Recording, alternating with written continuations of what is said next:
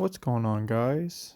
Sir Wayne here, and today I'm going to bring you a little tutorial over economics or your economy.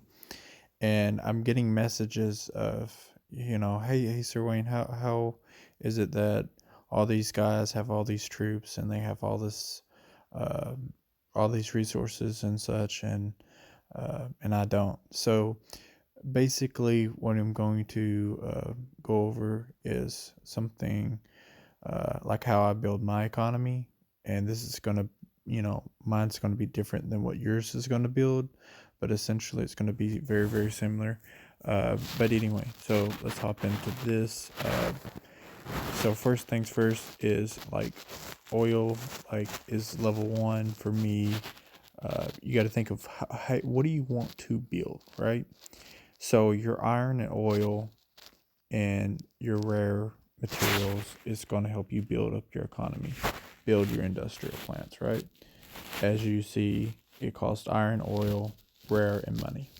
So, uh, you guys had to forgive me. I'm really tired. I just got off work, and I just felt like I have to put out a video. So, anyway, so let's move on. So with that being said, your materials for building like planes is going to be rare. For building like infantry, anything out of the infantry barracks is going to be food, essentially, right? See, all the food for the infantry. Orthodox is going to be goods, as well as a little bit of food, except for the mechanical stuff. Your tanks are going to be iron and oil, with a little bit of goods in the lighter armor versions. And planes do use goods. Who knew? I thought they were actually iron, but that's actually ships that are iron. Right. Okay. So ships are iron and oil and food, and then planes are goods. Uh, after so long, I still don't remember. Maybe I'm just tired. But anyway, so you got to figure out what is your playstyle going to be. Is it going to be heavy artillery, uh, or heavier or more on the artillery? Is it going to be massive air, more leaning towards the air? If that would be the case, you'd want to upgrade your industrial complexes. So if you click on your industrial complexes, let's go. I don't want to stop construction, so I'm going to click a different one. Where is it at? Okay, economy. Okay. So as you click the industrial, it says level 2. It says your current production right there is level 1. It is 10%. Level 2 is going to be 25%, and your max is going to be 100%. So, so you have it right there of what kind of increase it gives you, right? So you can get up to double.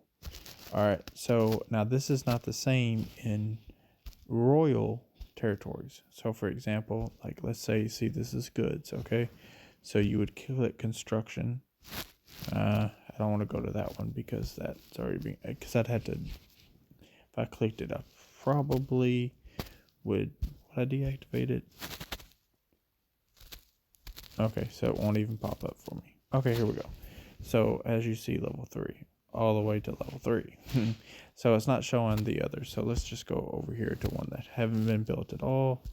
But anyway, so the local industry is only available in royal provinces, meaning non-city provinces. So these are, and they only go up to level 3. So the next level is level 1, and then it's not going to show level 3. We really need a level 1 to find that out, which I don't have one built. But the level 3 is the max here, and it will be 200%. Why is that? Well, it's a lot less than it would be for an actual city. So everything's level 1. So let's see, let's check the soil out. So it's going to be 5. I think you start out with 4.5K. Correct me if I'm wrong, in the cities on all your resources. And I can't check because they're all level 1s. I've already upgraded them. Meanwhile, you got 1.2 here. So it's a significant difference. But if but you also get 200% royal, or 200% when that's maxed out on the actual local industries versus the cities being only 100%, but they automatically start out with, but you also have to have a lot more as well. Also notice that they're cheaper, so you got to take that into factors too when you're upgrading your economy. What is going to be more likely? So, so you might be more likely to upgrade your let's say your oil or your rare material in a royal area than you would be in actual city, because as you can see, the amount is so much more cheaper this way. Just give me 1 second. Forgot to put that on do not disturb. So as you can see, it's a significant damage. 1.3, goods, 1.7 in rare versus coming. And I know that's a different level. You're talking about level 1 versus level 2, but look at the amount there. It's a ton cheaper. And if you noticed, let's see here. Yeah, ton cheaper, right? So anyway, so basically the game entails how you want to build your army, because you obviously can't increase all of them. I always throw, so what I do is I always put every one of them at level 1, the core cities at level 1, and then the ones that are not going to be upgrading in industries, I start trying to throw my buildings in immediately. Okay, so and strategically where would I place them? And it's going to be different. Like this is going to be my naval port because it's the only port I can place one. So obviously I wouldn't place it there unless it was a goods, because goods to me, I got it upgrading to level 3 now. Goods is going to be the most important for me because I go high on artillery as well as anti-air, as well as let's see here, as well as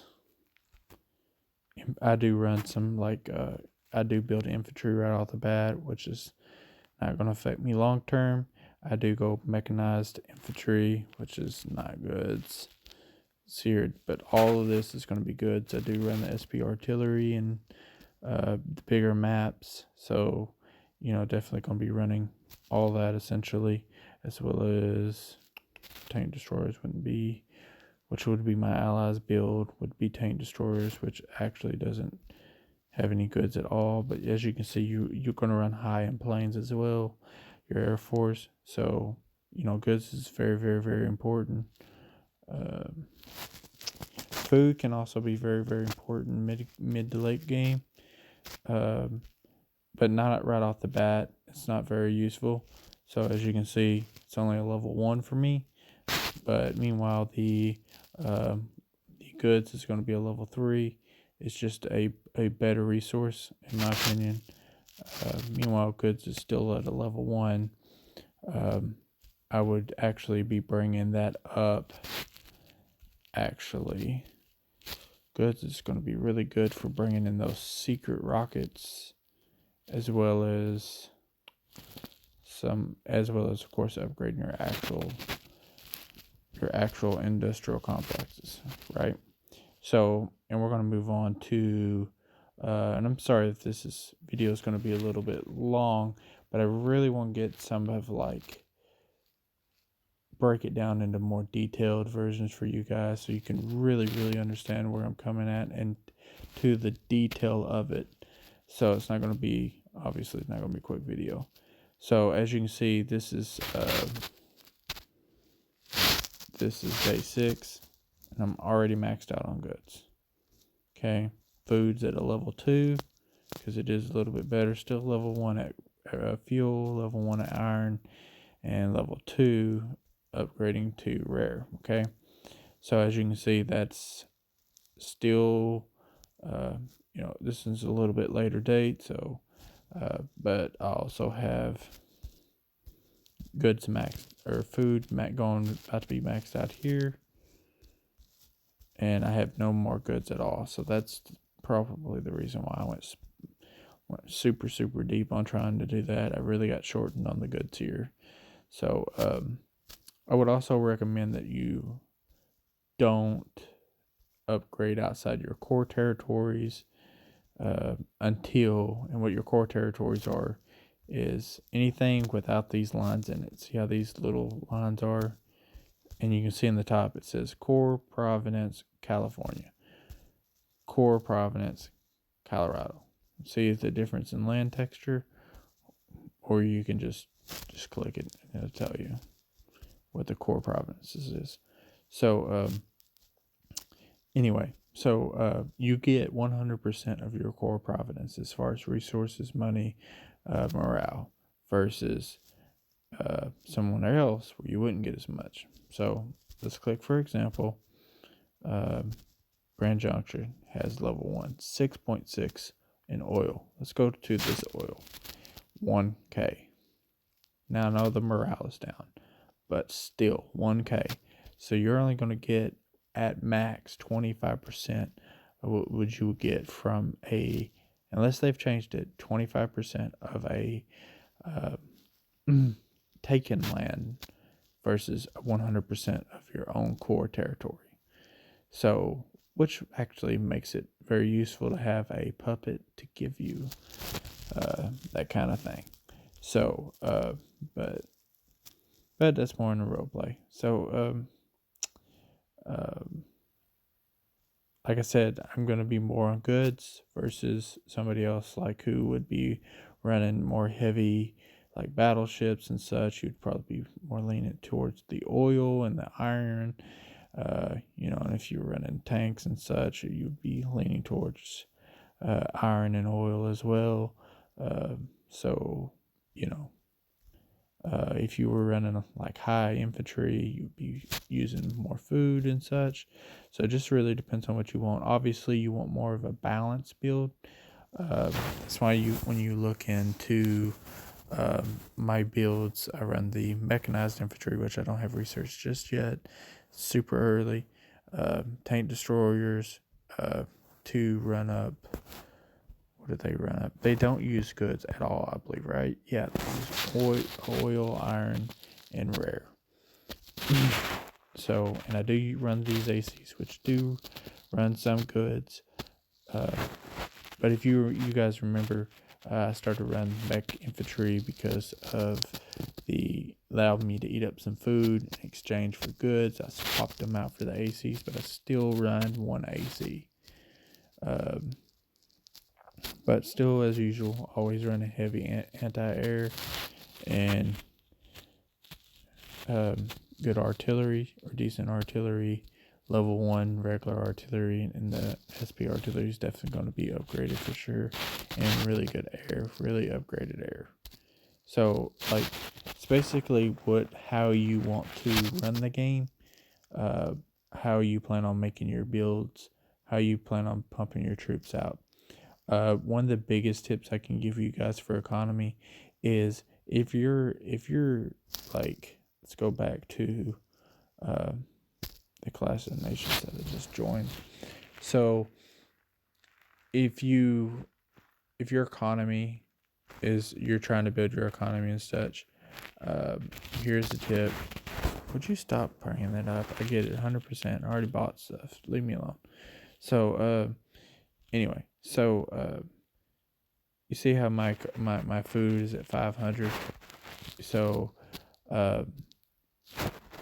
when you're going to war and such, and I would probably throw this into one of my tips videos, but it also helps out as far as economy, is stop building stuff. Stop building troops, especially troops, unless you're going to use them, unless they're going to be useful, stop building them. So just like wait, like see, I got an infantry building. I think he's going to be the last one. Yeah, he's going to be the last one to be built, mostly because I'm almost out of food. But I also need to build up my resources a little bit. I'm very uh, uh, very, very low on resources. So what I'm going to do is go to sleep and let my resources build up to, to a good amount while I go to sleep. And then when I wake up, make a firm decision on how I'm going to work my economy. Now, your economy can change with each and every game. This is a strategy game, obviously, right? So the situation is going to be based on, usually it may change how you build your economy, how your build's going to be, right? So, but certain things are not going to change for me. For example, like goods, I'm always going to use high end goods. Always, to me, it's the best resource for my strategy. It is the best resource. Um, if you're focusing on economy, iron, oil, and rare are probably going to be your highest. I don't ever do that because the game is not designed for you to do that. So, you're going to be best off by taking people's stuff rather than just focusing on your own stuff. That's just how it is. So, but like my main stuff, like it's going to be like level 3. When I start out, I'm wanting to shoot for level 3 in goods, level 1 essentially in everything else, and maybe level 2 in something like maybe rare. Let's see here. Yeah, maybe rare. Yeah, level 2, maybe rare in rare. Upgraded goods here. It's just really preference, but you got to understand, what am I going to ask yourself? What am I going to be using? Am I going to be using a lot of goods? Am I going to be focusing more on my economy, using a lot of iron and oil and rare, and also take into consideration how much you're using. If you're using if you're using your economy, understand that you're not going to have the rare to build the planes or the secret rocket artillery, or really anything that's in the secret category, because they all require it. So understand that if you don't want to focus solely on your economy, but at the same time, you don't want to uh, uh, don't put yourself in a situation that you're not going to be able to build planes because you use your rare, or you're not going to be able to build this because you did this. That's why I always pick allies, because the variety of allies, that they can just do so much, because they have their focus is on everything with their research discount and everything. It's just so much variety that you can do with allies. Like, there's so much that you can do as far as like the variety that you can do, and how you can switch tactics, and the roles that the units and stuff that you can build with them. So, uh, but I'm getting off subject there. So, economy. That you just got to figure out what you want to do, and just make sure you have decent enough resources. Like I said, it's always a good idea to have a whole bunch of resources, or low on resources or whatever. Go to sleep, wake up in the morning, not have nothing in your ovens essentially, and go with that. And don't overbuild troops. I say don't overbuild troops, but I'm always building troops essentially. But what I'm saying is, when I say don't overbuild troops, is don't build in early game over essential troops that you're not going to use. So just don't.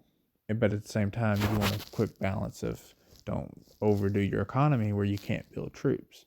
So it's kind of give or take. So you want like a really good balance. You want to be able to push on somebody and take their stuff, but at the same time, constantly building your economy up and trying to get the best out of it. If you guys have any questions or suggestions, please comment down below. Sorry that it's such a long video, but I really wanted to kind of just break it down on the economy. And one last thing, I would not upgrade anything that is a non-core provenance of yours, unless it's really later game and you've already have everything maxed out for, like, let's say you're needing iron or goods, let's say you're needing goods, and you're max out everything that's in your core territories, then you can start working on the outside territories. But be aware, you know, this is really going to zap you, and this is something that you really don't use until later in the game. So, yeah, I don't know if also, real quick, manpower. Uh, you just go in and just real quick tell you recruiting stations to increase it. So you just, and that's how you get enough manpower to essentially last the whole game. But I wouldn't worry about that in the early game. Just focus on what you're doing as far as economy. And as you can see, your manpower should be just fine. You can manage that without actually having to really upgrade anything. But you kind of do the same thing with that as you're working your economy. Me, I don't build food early, so I don't have a choice anyway, so I can't. So, but anyways, thank you guys so much. Remember, like, comment, and subscribe.